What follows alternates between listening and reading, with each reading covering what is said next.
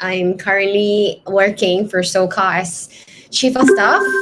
I also just recently graduated from my MBA, which I've did my studies in Asia School of Business here located in Kuala Lumpur. So what exams did you take for getting admission in ABS? ASB, yeah. For Yeah, yeah, yes. Yeah, so for Asia School of Business, it is a school that is fairly new. It has only been founded about 4 or 5 years ago. So it's very, very new to the region. And I think what the admissions team did, they did a great job because we got about 70% international students so far, as compared to 30% Malaysian. It's located here in Kuala Lumpur. Because it is fairly new when they first started out, all you needed was I believe, sort of a high school diploma. Most of us, I think about 99% of us, we do have either a bachelor's or some sort of certification already before we've joined. But the reason I'm talking about Asian School of Business this way is because it is fairly unconventional. There is a student that was admitted into the school without having had a university degree. But what he had was working experiences that he's pursued on his own when he was younger. He started a business and he, launched several ways of kind of developing himself that the school found fit to put him through. Yeah. So in the exams, I think they're trying to change it a little bit more now. Most MBA requires a GMAT or a GRE if you have one. That's for American schools. So I think they're trying to go into that angle, but for now, you don't actually need a GRE or GMAT. So does this school offer any scholarships? Did you get any?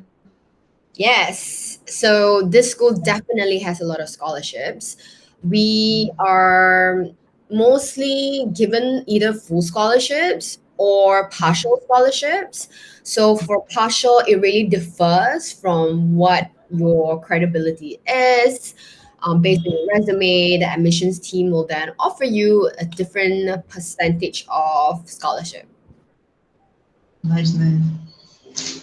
So we will ask what majors are popular in ASB? Sorry, what? What majors are popular? What majors? So Majors. yeah, so the school, like I said, is fairly small and new. We only have about 40 to 50 max students in the class per cohort, and they only offer MBAs. So Okay. you only get one choice. We all go through the same core curriculum for about 15 months or so. And then in the last semester, you get to choose your electives. And that's where it differs slightly, but not too much because there's only 10 electives for you to choose from, and you're required to do five. Nice, nice. So were you able to take most of your classes, first choice classes? How easy or difficult is it to enroll in the classes you need? So I think in terms of difficulty and enrolling into the class, the first 15 months were core curriculums, so you don't really have a choice. You'll have to go through the motion with it. What you could do in the first 15 months, though, that is slightly customizable, is this thing called action learning projects in Asia School of Business. It's pioneered by ASB and MIT as well. What action learning project does is, apart from being in the classroom, you're also given the opportunity to work with different companies all over the Asian region. So personally, I've done 5 action learning projects.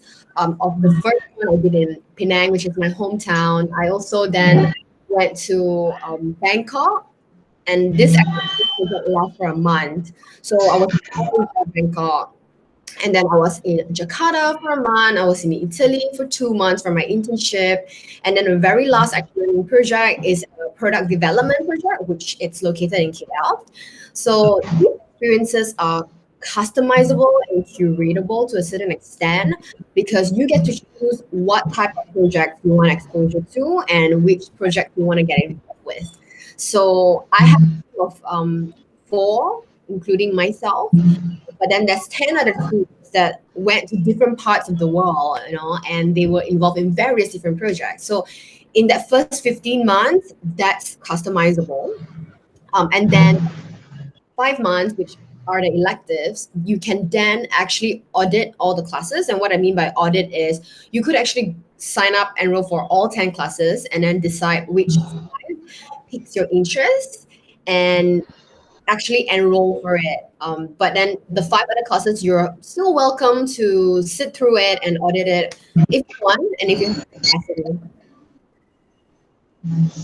So how was your freshman year like? Sorry? I mean, first year in university. How was it like? Oh, my past university. No, this one only. ASB. So Oh, first year, sorry, not freshman. First year. oh, my past year. So it's 20 months in total. And I must say that the first semester is the hardest, most challenging, just because I have been working for 4 years before I started my MBA. And that transition when you go from like a working environment to a study environment, it's fairly different, right? And then you have to put on a different student mindset altogether. So that was challenging. And then the second, it got easier because you're getting the hang of like reading multiple case studies per day. And what was the most exciting part about ASB is that we actually got to go to MIT. It is in collaboration with MIT. So most of our classes are actually taught by MIT professors. And what we got to experience is a month in MIT doing 5 different subjects that the MIT professors would teach us. And that's just such an exciting time. I also Nice. immediately after that got to do my internship and finish the 2 following semesters. So you can see that the motion is quite unpredictable because it keeps changing the structure, but that is what keeps it so exciting. And it also kind of goes by in a blink of an eye. 20 months sounds really long when I first signed up for it. But now that I've even graduated, just looking back, time really flew by. So how many hours did you study in college? Oh, yeah. So this is where it comes to be very, very unique as compared to other schools. So what ASB does is they try to curate structures of syllabus and modules per semester that you complete like week on week. So what I mean by that is, for example, if you have a MIT professor invited down to KL to teach corporate governance, for instance, you then finish corporate governance in a week. So you go at corporate governance 9 to 5 every single day, and not just 9 to 5. You read case studies after class. For the next day, you have assignments, and then by the end of the week, you're done with corporate governance. You've put in the hours and the credits. I think what is pros about that is you don't have the chance to slack because you're going through the motion with your entire classroom full of students, and there's just no chance for you to like slack, right? But I think the cons is definitely like the mental capacity is always challenged because week on week you're learning a new subject altogether. But it's definitely doable because what you should do is like write notes, and you also have all your classrooms recorded. So at any point of time, even after you've graduated 10 years from whenever, and you just need to refer back to that one classroom module, you can. So I think that's the part that gives us that peace of mind, even though we're going at it 9 to 5 every single day, and we try our best to pay our utmost attention. Nice. So what is your favorite place to study at campus? Oh, so again, such a unconventional school. Our campus is actually in our central bank. It's in Bank Negara. and we have like several classrooms in within the building itself. We also have different cafes in within the building, which it's great for studying. I think a lot of students just populate those areas. But right after, I think just right before I graduated, we also got a new campus. We just launched a new campus, and I didn't get to experience that, unfortunately. We were supposed to move in time for us to actually experience the campus, but the whole COVID thing happened, and so the construction got delayed. But I think the new campus would have a more student vibe, a more lively campus vibe. But yeah, I think for me, honestly, to tell you, I think studying just kind of like anywhere because there's just so much to do that all of us try to make use of our time as much as possible. So even though we're like we're still studying, and we all get our own dorm rooms, so I think most of the studying also happens in there. Yeah. Yeah. So does professors at ASB hold office hours and do they meet outside of the class with students? Yeah. So I think the professors in ESB, they're fairly young as well. And each time each professor comes down visiting from MIT as well, we have our MIT professors and our in-house professors.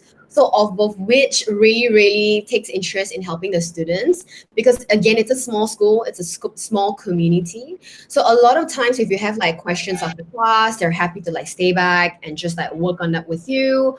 Other times we do actually have like lunch, dinner gatherings as well, which we invite the professors.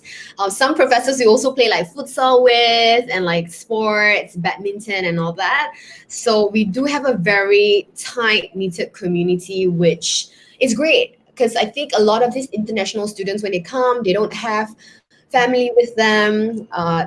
Fairly you get lonely, right? Because you don't have anyone for the next 20 months. And so when you have like friends and professors that you can kind of like connect with on a more like, deeper and friendly level, then it really does make a big difference when you pick your schools. So what are some of the most popular clubs and student organizations at ASB? Would it be possible for a fresh year student to start his own student organization? Yes, yes. You say most popular club, right? So I think most popular club. Okay, this is a quite a interesting question because we have so many clubs. We have like consulting, public speaking, data analytics, so many sports clubs. Like we run every Saturday morning. My gosh, there's just so many things that you can do and that you can start. And I think what's interesting about it is that you kind of technically can join all the clubs and see where like that fits in as well to your journey of like building your resume, because I think a lot of people start clubs because they want to put that additional line in their resume to say like I have leadership skills, so that's definitely possible. But I think some people start and join clubs because they just want to fill time with something productive. So I think it really depends what's considered interesting. I think for me personally, I think what's probably interesting would be probably like the public speaking ones because you get to kind of practice your like leadership skills and your communication skills, and you can also like see how other people's style is when they like speak. You kind of emulate different styles as well, according to the situation that you need. Yeah. And I say this because public speaking is also very crucial because during our action learning projects, each time you end an action learning project, you need to like pitch and you need to do a presentation. And during the presentation, it is quite strict because your MBA students, you get questioned a lot with your data, with your recommendations and your thought process, and you need to learn how to justify your own thought process and your approach. So yeah, on top of it being fun, I think it's also critical for you to be good at. So what kind of things are there to do in your school's hometown? What is that to do in my school? Yeah, like in hometown. Like ASB Oh, must be situated. in the city. Oh, okay. So Asia School of Business is in Kuala Lumpur. It's in Malaysia, and um, well, KL is a vibrant city. I think a lot of expats actually love KL because you can actually like we have strong command of English, so you can just communicate freely. You can go to restaurants and easily order food. Public transportation, malls, whatever it is, we all speak English. And one thing that is amazing and good in Malaysia, if you don't already know, is the food. I think food is number one. I think everyone gained weight when they came over because you always have cheap, good food. And if you're vegetarian as well, like there are totally like so many options for you. And what else? What's else? What else is good about Kia? Also, a lot of things for you to explore because we have like parks. We have like a lot of like nearby hills that you can. There's so many sports that you can do. We have yeah, we have great weather because it doesn't snow here. It rains occasionally, but it's always summer all year round. So there's also a lot of different cities in Malaysia that's only a 3-4 hour drive away, which we have like beautiful, beautiful beaches and islands that you can explore. I think a lot of my classmates during the weekends, they also, fly to different countries to try. So like they can explore Singapore, Thailand, Vietnam, Jakarta, Indonesia. So there's little things to do. And I think honestly, I think I can speak for them is that 20 months is way too short for you to explore all of it. So nice. So what are some of the best restaurants in your school's hometown, and which is your favorite one? Okay, so I think this is not a fair question because I am from Malaysia. Restaurants in terms of types of food, I think it's really hard to choose because we have like Western, we have Japanese, Korean, Indian, and Malay food, Chinese food. We have it all, literally. We're like the melting pot of Asia. But I think personally for me, because I'm such a workout addict, I also teach bicycle classes, spin cycle classes. So on the side, if I was a student, each time after I would crave like a really whole, like hearty meal, and I would go for banana leaf. Like our banana leaf here in Malaysia, it's quite on point, I must say, because I have a lot of like students, my colleagues from India, which have came down to Malaysia, and they told me that the Indian restaurants in Malaysia is actually fairly like on point with India. So we have like good like banana leaf, and I for one like big fan of like Indian food. So I love it. If you are open to explore other cuisines as well, we also have a lot of like good Arabian food.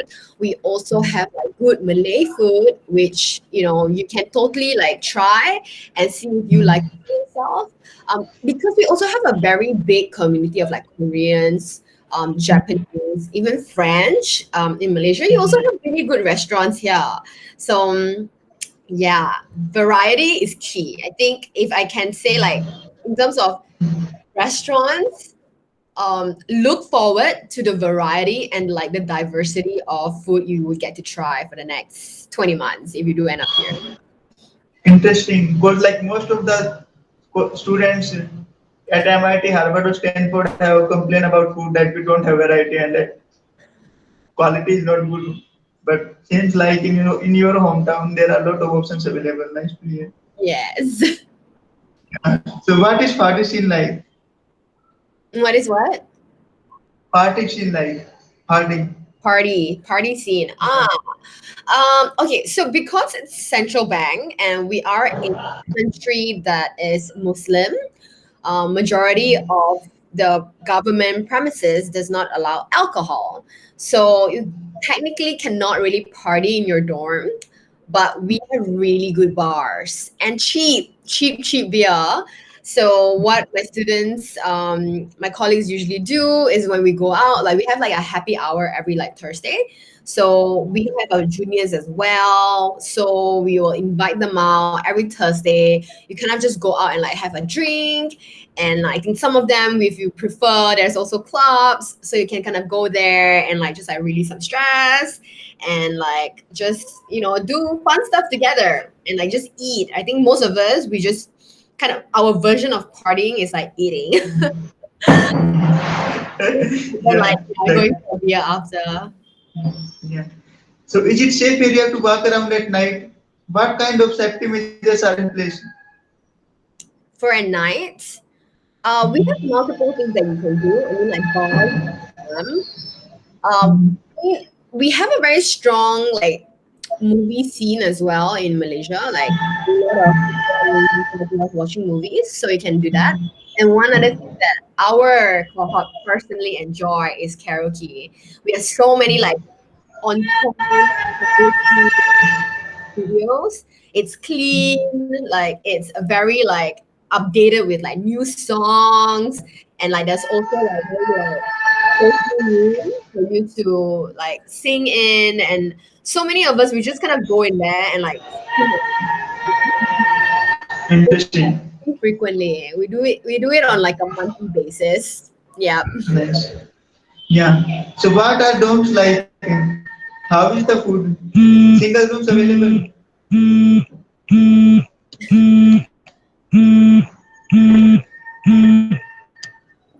Can you hear me? Yeah. So what are dorms like and how is the food? Single rooms available? You mean the dorm? Yeah. Okay. So yeah, the dorms are divided into multiple types.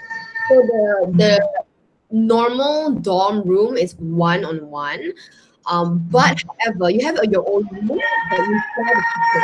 You have a shared kitchen space, and then you have your own room. So you kind of have to pick a housemate, so to speak, not so much. You also have the option of topping up and just getting your own room to yourself. You also have another option, which you have three- so three rooms separate and large kitchen area with a living room in addition. Yeah. So I think depending on whether or not you're a single person or you have your significant other coming with you or you have children, they'll allocate different types of room for you all. Yeah. Nice. So how are resident counselors? What? Resident counselors, like the management staff in dorm house. Oh, So okay. like do they manage? Yes, yes. I'm so glad you asked that question. Hospitality in terms of dorm room is super because you actually have a housekeeper come in and clean your room. So on a Nice. weekly basis, they come in and they wash the toilets. They Wow. yeah, they wipe down your they clean your floor, they sweep and they mop the floor and they change your bed sheet and they take out your trash on a weekly basis. So that's pretty cool, yeah. I think most dorms don't have that. So Yeah. This is our boys' part. Can you hear me? yeah. Yeah. So how prevalent are drugs and alcohol in dorm house? Say that again. How prevalent are drugs and alcohol on campus? Oh, okay. Alcohol on campus. Alcohol on campus are not allowed because, like I mentioned, most government premises, yeah, they don't allow alcohol. But And you're free to drink alcohol outside. yeah. And what about drugs? What? Drugs like LSD, Oh, MMA. dressing. Yeah. Um, so I think as a student, you're allowed to wear jeans and a t-shirt. I mean, if the weather's pretty hot in Malaysia as well, you can wear a tank top. But when you go into more official times, they would ask you to at least put on a shirt or a jacket. Outdoors, you're not allowed to wear flip-flops to school. You at least have to wear nice sandals or covered shoes. Yeah. So what are some of the most popular extracurricular activities in your college and why? What's the most popular activities? Yeah. Extracurricular activities. Oh, okay. Yeah, I think I spoke about it, the public speaking Yeah. talk. Yeah. Yeah. So like so most popular traditional events? Most popular events. Okay, so in terms of events, whenever we have action learning projects every semester, we will have a large symposium to feature everyone's action learning projects. And you'll invite guests, hosts, potential students can also come and view all our projects. And it becomes like a really big celebratory thing because we put a lot of hard work into it. We also have prom, like a winter formal. It's very casual. It's not like very, extensive where you book like a whole hotel or anything. But we do have a lot of gatherings like this that allows for both the seniors and juniors to kind of mingle and get to know each other. Yeah. So what kind of sports facilities are there? We have a And gym. what? Please tell me. Yeah, so we have a gym, like a pretty elaborate one, full fledged with all your equipment. We have a really nice trail park that you can run on, and I think if you are into things like badminton or basketball or futsal, there are definitely a lot of courts that you can book and then just go play. Yeah, tennis courts, rock climbing. I mean, whatever it is that you want, there are options, and it's near like 10 to 20 minutes away, all of them. So not a big problem. That's to it. Yeah. So like if there is a student athlete at college, so how will you work through missed class time? Sorry, say that slower. Okay, okay. Suppose there is a student athlete at campus. So suppose he have to go on the tours, like he have some competition. So how will he work through his missed class time? Like Oh, okay. So you're saying that if there are like competitions or events happening outside of school and you want to go to the other activities, that's your question, right? yeah. We have Grab. Grab is pretty accessible. So Grab is kind of like Uber in the state. Uber, yeah. So Grab is like the Asian version of Uber. Um, 9 to 5 on a weekday is really tough for you to go outside. But after class, if you want to join like a after, you know, networking activity at 7, you can take a Grab and just go. And it's mostly free. It's yours to decide what to do with. So and there's so many events happening in KL as well. I think a lot of them, for example, if you're like into calligraphy or painting, we have like a wine sipping and tasting studio. We have like pottery. Oh God, so many things. I mean, yeah, you can really explore. There's a lot of bazaars happening as well over the weekend. We have a ABC cooking studio that you can learn how to cook if you want. Uh, uh, and if you really want to like really stress, you can go for like a spa. Like there's a lot of massage places. It's called Healthland. Very very legit. You get a good massage for cheap. Um, yeah, I don't know if that answers. Yeah, yeah, yeah, it answered. Thank you for answering in detail. Yeah. How easy is it to find a job through school, through your school? Find what Job, job? Okay, yeah, like, good yeah. question. Yeah, good question.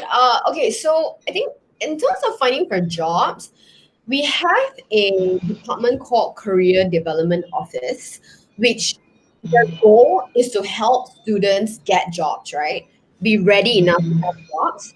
So they are very, very hands-on in terms of helping students find jobs because again, it's a small school and we have a reputation to uphold. So we definitely want most of our students to actually get a job at the end of the day. So we have two options here. They have a way of looking for other opportunities and putting on the portal that you can like look into. We also use past alumni to help connect students to companies that students are interested in. But other than that, like for example, for myself, working in SOCAR. SOCAR actually approached my school asking for a pipeline of students to be recommended. And during the entire process of having like business case interviews, negotiation, I get to refer to my CDO. So business case interviews, I think that's one thing that MBA students will have to like know how to do. They get access to our coaches and our mentors to help us do a good job, right, in terms of our case studies. And then we also have like negotiation processes in terms of like pay and like salary, which is crucial. So we have clear communication as well in terms of asking, okay, what are some techniques that we could use to kind of negotiate for our pay. So I think that is a really important and valuable resource that I think most schools have. But in terms of ASB, it's a small school, so you get more attention placed on you. More emphasis, they will focus on you frequently. Like, have you been applying for jobs? Have you been like getting job offers? So I think just someone giving you accountability and asking you all these questions gives you that sense of pressure to do something, right? But when you have schools, they may not necessarily have enough manpower, resources to kind of check on everyone. Yeah.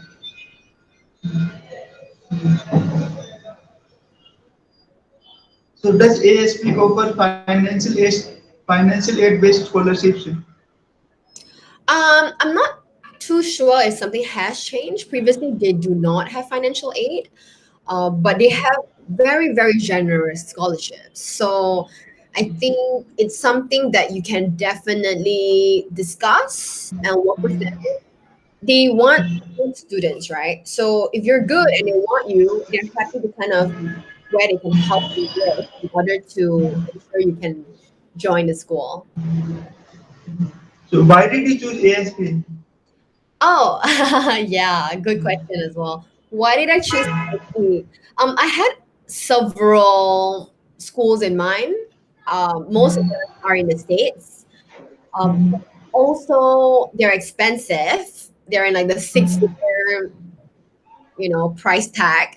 So when I found out that ASB has a collaboration with MIT, I could get the same exact quality of education right here in my hometown, and also not have to like move to the States and come up with an additional, cost of living that is quite pricey in the States. Malaysia, the cost of living is so cheap. I did a So calculation of how much you have to save before you start ASB, and it's about the ballpark of 30,000 ringgit. And 30,000 ringgit, let me calculate it real quick for USD. It's about 7,000 USD. You can survive for 3 months. That's cheap. You can get that. So that's why I chose ASB as well. Quality and price tag. Yeah. so like did you go to MIT in a student exchange program and how long did you stay there? What was your experience? We all get to go for 1 month.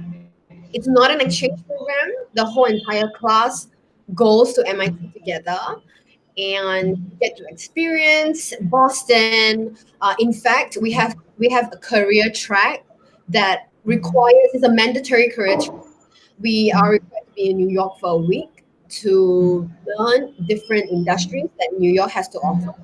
And we also get to go to China for a week to also do the same thing, understand big industries that is once in China. So we were in Shanghai, Shenzhen, and we got to see how the technology in China is literally super advanced. If we talk about it in our case studies, we heard about it, watch videos, read about it. But when we were there in China, we got to see it firsthand, which is really unlike any experience that you can get in other schools. So what is your number one complaint about your school? Number one, what? Complaint. We Complaint. have talked all good things about ASP, so we need to talk about it. Complaint, like the pros and cons, right? Yeah, we talk about the good things. I think in terms of, Yeah.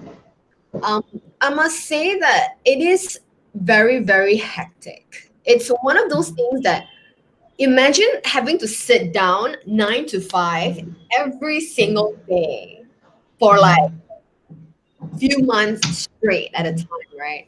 I think the school tried to break it up a little bit by putting action learning projects in between and giving us like fun activities to go by. But at the end of the day, you need to be very, very strong mentally. Because if you're not strong mentally, you're not able to absorb anymore. Then you being there doesn't make sense and it's of no value, right? So I think what we do as students, we try to really, really find time for ourselves. At the same time, you're with 40 students for 20 months. At some point, you get sick of it and you'll be like annoyed, right? So I think all of us learned very quickly that we need our own space. We want to be able to kind of just like zone out and just be by ourselves. And each time between classes, we get a 15-minute break. We just kind of like stretch our legs, do whatever we need to do, kind of like to get our mental mind refreshed. Some of us take a nap.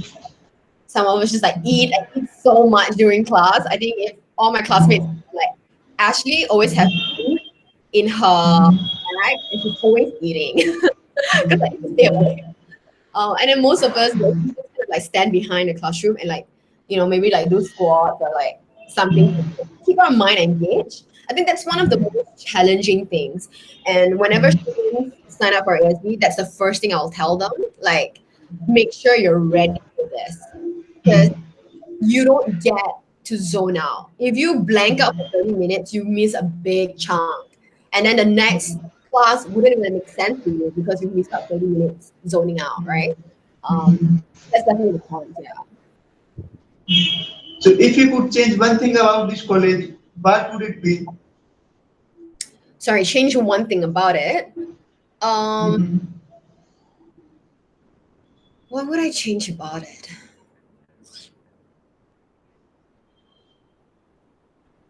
Honestly, not much. I wanted to say the duration, but 20 months is honestly just perfect. I think maybe the class size. I think for me, I couldn't really blame anything because during my time, it's still new and it's still figuring out how they want to increase the class size. So my class size is only like 46. But this coming we have about like 70 to 80 people. And I think that's great. That's like a really good size in terms of like learning from each other. So yeah, which they're already changing. They're already increasing class size as we speak. So yeah, that's one thing that I would definitely change. Because you get a small community, right? I think when you go to like other schools to do MBAs, you get exposed to like 200 people, and then you end up making like amazing, amazing connections from there. And you have a variety of people that you can choose from that you like, don't like. But in terms of this, you get a very small sample size, so you gotta learn how to like them and live with them for the next 20 months. Yeah. So how ASB has shaped your life, career? How it's changed my career. Yeah, I mean, definitely it's changed a lot for me. I did actuarial science as my bachelor degrees, and I mean, I didn't want to pigeonhole myself into a specific industry for a long time. So I was in insurance for too long, for like 3 years, and I really didn't like it. Did my just pivoted my career a little bit to corporate strategy in a different company. And I realized that I preferred management. I preferred for my role to be more generic and general. And I thought what would be the best way to kind of increase my skill set and just be a better manager altogether. And eventually like be a CEO, which is my aspiration. And I think how it's changed for me is the exposure that I've got gives me a more I'm more certain now that I can be a good CEO, right? As compared to before. Because the exposure that you get is more a generalist. I think a CEO needs to be a generalist at some point. Even though you've built up your career track being a specialist, when you're out there, you just gotta do it all, see it all, know it all. And I think MBA are the perfect fit for that. And that has definitely changed me. also, like upon graduating, my salary doubled. So I think if you want to fast track your career and accelerate it, MBA is the best way to do it, honestly. A lot of us, our salary increment is significant just because I think more and more companies now see the value of having a master's, and more companies now require more generalists to be able to fill up those gaps that specialists are able to communicate with each other. So generally plays a big role in terms of making the communication more smooth and more relatable. So what is your contribution to ASB? What's my contribution to ASB?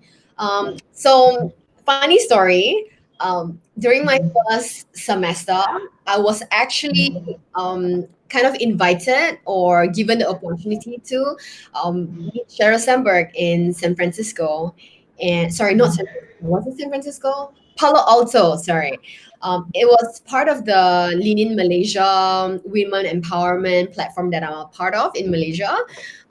So a few of us got to go and meet Sharon Sample in person, which is such an amazing experience. So what I ended up doing was we had a letter. So one of my faculty advisor, she wrote a letter for us and then introduced the Asian School of Business. All my classmates signed on the back of the letter. And then I personally got to bring this letter and gave it to Cheryl Sandberg to kind of, inform her and tell her that, like, hey, Asian School of Business is in Malaysia. We're one of the most diversified group of students ever curated in terms of masters and for MBAs because we have close to 50% female. Most MBA cohorts don't even come close to that. And I think that's something that we are very proud of. We have 50 in terms of female and male. And it's consciously done, right? Because most schools kind of accept a flood of students without really curating the gender ratio as much. For us, we pride ourselves on that, and I think that's the biggest contribution as well to Indian School of Business. So do you think that schools should look up to gender ratio also? Oh yeah, Like, definitely, definitely. I think the last thing you want is to be a part of a cohort with like 10% female and then like 90% males. I think that in itself, that diversity is not going to be something that you're going to learn from, right? Because the more diversified a cohort is, the more perspective and the more you're going to get that it's different. So having that 50-50 ratio, which is ideal. I know 50-50 for most cohorts are not easy to keep, but at least at 37 mark is a good place to start. But for us, I think 37. good job for each cohort to make it as close as you can to 50-50.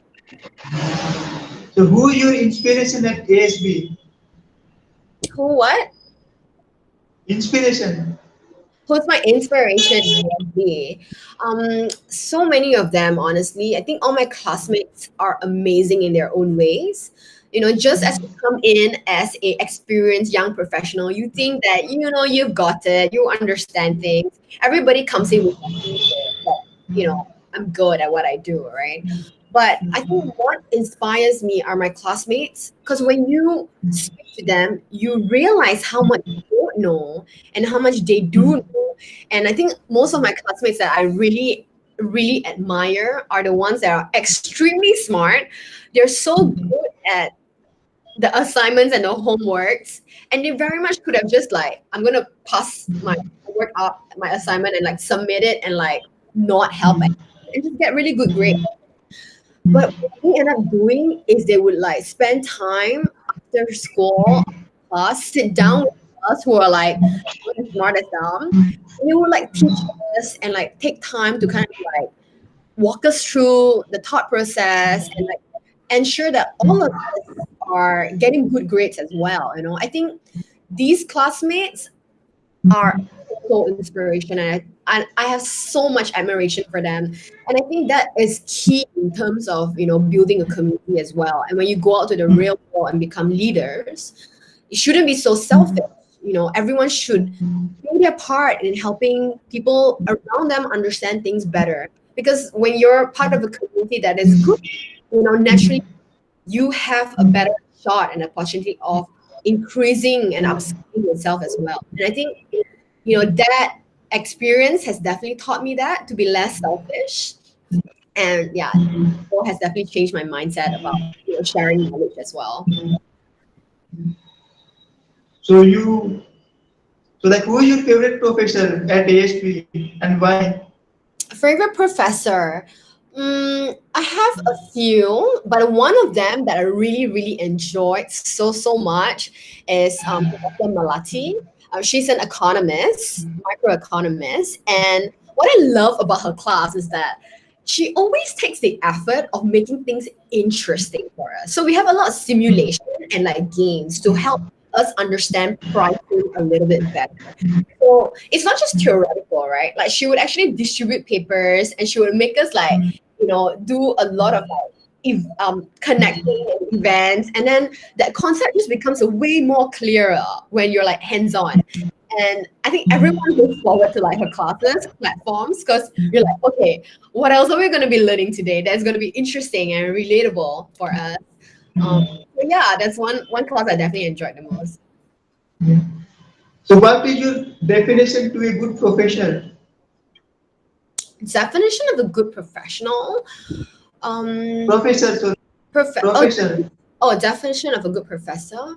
I think someone that is able to, at the end of the day, if the student just absolutely does not like a subject, hates the subject, this professor at the end of the day can convince you and turn your mind around to see something interesting or something useful in that particular topic or subject. I think that is what makes it a professor. Because we come from very different backgrounds. Like I'm a natural science major. I'm very quant heavy. I do not appreciate qualitative topics as much. But if a professor is able to help me see the use and the importance of it, I think that's what makes the flip side is true. If you come from like a law background, right? And most of my classmates are lawyers by profession prior to this. Then they go into a very quant heavy background and they start to see, wow, I actually love numbers, right? And then that's when you know the class has done a great job. So what class did you enjoy the most at ASB? What do I enjoy the most in ASB?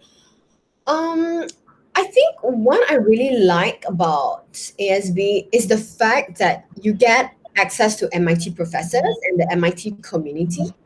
Um, I think the MIT professors does make a huge difference in terms of the quality of subject that you see, because you get to almost experience what is it like to be in Ivy League, right? So there's one particular subject that I remember clearly. It's called DMD, decision model data making, I think something like that. But it's a lot about data, right? And I remember being in that class and I just went like, wow, I'm so grateful to be given the opportunity to be sitting here and learning from this particular professor, because this is something you cannot Google and you cannot just read about it. It's something that you gotta go through the motion with the professor kind of being in front of you, teaching you as you go, and then help you see like the beauty of the data unfold and the meaning of it and the revelation of it as you get, right? And I think I like that feeling when you know that like it's not fun, it's not just like exciting or productive. It's something that like you can like realize part of you is growing, like your mindset is expanding. And I enjoy that feeling so much, and it's such an addiction. I think personally, I'm just a person who craves like development and growth. And I constantly want to put myself in a position that allows me to like grow. And I think ASB has done that multiple times for me, and I really like it. Yeah. So what class did you enjoy the least? What class did I enjoy the least? I think there's this one class that I took. I really, really didn't enjoy it because actually two classes. One was ethics and another one was political science. I'm not a politics person, so I think that was. I mean, it was really important. I can Yeah. see the importance of it, but I was just, I just couldn't bring myself to like understanding why like different governments make different decisions and yada yada. I mean, good for me to know, but at the end of the day, I started out not liking politics. I still don't like politics. And ethics, I think it was the same because it was kind of a lot of like um, underlying underlying context that wasn't immediately relevant for me that I couldn't use. So it was just kind of like good to know, but like I don't see myself like using any of this in the near future. So it's just like having it on the back of my pocket or the back of my mind. It's still good, but yeah. Okay. So if I ask your friends to describe you, what would they say? Yeah, I think I'm known to be extremely productive, extremely busy. There's this term in Malaysia called chili padi. Chili padi is like this really small but super hot and spicy herb in Malaysia, not a herb, like a vegetable actually. And people call me that chili padi. Oh my god, actually such a productive, busy person. Because during my MBA, I was still kind of doing a lot. I was still running my own startup. I was doing spin cycling as an instructor. I was constantly out and about, like doing different things, right? So I think my friends kind of all really look at me in like awe, like, "Well, how do you do so much?" Yeah, and like just maybe like a very like energetic and bubbly person as well. Because I usually get asked a lot, like, how do you have so much energy? And like, I don't know. I don't know, sleep well and eat well and exercise well, I guess, which is key. Honestly, it's Yeah. key surviving for the next 20 months. Yeah. So basically, high all the time. No? What is your final question? What is your advice to high school students? Wow, high school students. My God, that's like 10 years ago for me, or more actually. I think. Let me just think about this for a minute. Mm, okay, I think for high school students, our generation is a generation of, in a way, immediate instant gratification. I think because when we do something, we see the impact almost immediately. And I think a lot of expect that this amount of effort that we've put in will result in a large impact. And sometimes that is not realistic, right? I think what's realistic is to understand that, after you put in the hard work and the grit and perseverance, that we shouldn't feel entitled to expect a large result or an immediate result. I think a lot of us can try to be a little bit more patient. I think I'm speaking to myself as well as I'm speaking to those who are watching. We, yeah, we just gotta learn how to be a little bit more patient waiting for the result. Because I'm quite impatient because I want to do something and immediately see what's happening, right? And I think maybe a lot of high school students as well, you may put in like 5 resumes and like talk to 10 people on LinkedIn or in a networking event. And then to you, maybe super optimistic about the results that you'll be getting. And then when you don't, you get so disappointed and then you blame yourself for it and you're like, oh, I'm such a failure, I'm not good enough, yada yada. But you have to remember it's a numbers game. You're not the only person looking for you're not the only person looking to be admitted into a university, right? There are thousands of you, millions. But what you should be doing is invest in many, many places, diversify your investments, and just look at a lot of opportunity rather than just aiming at one, right? Focus is great, focus is required, but you also need to diverge and diversify as well. So play with that balance and definitely keep on going at it. You're not a failure if no one comes to you.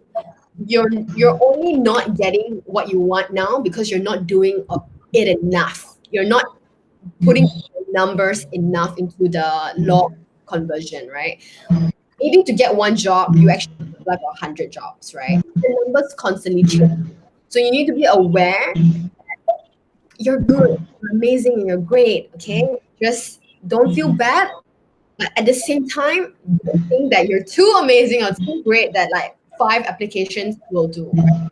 That's that balance that everyone needs to strike. And I think this applies even for like people in the professional world today, not just high school and not just like students, right? Everyone can kind of take a look for this. And yeah, I hope that this has been at. Not sure if this is something that you were expecting at the end of the day, but I do hope that at least someone will get something out of this.